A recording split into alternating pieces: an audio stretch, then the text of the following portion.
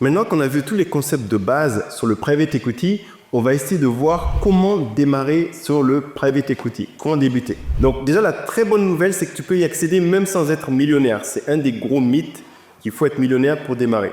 Donc tu peux démarrer en allant sur les plateformes de crowdfunding qui permettent de faire de private equity pour des particuliers. Donc tu vas avoir certaines plateformes qui permettent d'investir quelques milliers d'euros même dans des startups. Par exemple, en France, tu vas avoir Tuligo pour financer des PME et startups françaises. Tu vas avoir Crowdcube qui permet d'investir dans des startups européennes, ce sont des Anglais, dans mes souvenirs. Anaxago aussi, qui est spécialisé, lui, dans l'immobilier et les entreprises innovantes. Donc, pour investir dedans, avec quelle enveloppe fiscale tu peux le faire?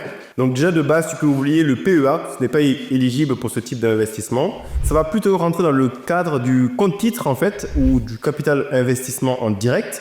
Et là, la fiscalité, ça va être celle qui est classique, hein, c'est la flat tax avec 30% de prélèvement. Ensuite, tu vas avoir en deux les fonds cotés spécialisés en private equity, donc ETF ou OPCVM.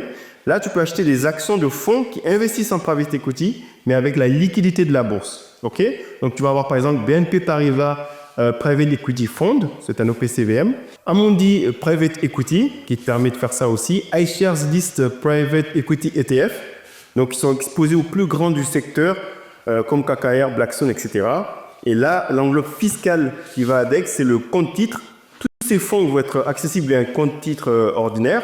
Mais le PEA, tu peux oublier parce qu'ils investissent hors d'Europe, en fait, ces fonds-là. L'assurance vie aussi, sous certaines conditions, via des unités de compte, si ton assureur le permet, tu vas pouvoir investir en fait dans le private equity. Okay? Mais c'est souvent dans des contrats qui sont haut de gamme, qui sont réservés à une minorité. Donc une troisième solution pour débuter en private equity, c'est à travers les club deals et le fait d'être un business angel. Donc si tu veux investir justement comme les pros, tu peux passer par des club deals ou des réseaux de business angel. Les différences, en fait, pour faire simple, c'est que le business angel, c'est un investisseur individuel qui finance des startups en échange d'actions. Le club deal, lui, ce sont des investisseurs privés, ça peut être des entrepreneurs, des family office, qui vont se regrouper pour financer l'entreprise. Donc, avec ces solutions, ce qu'il faut savoir, c'est que tu vas accéder à des deals vraiment exclusifs, mais ton capital il va être immobilisé pendant plusieurs années. Ce n'est pas aussi liquide que la bourse.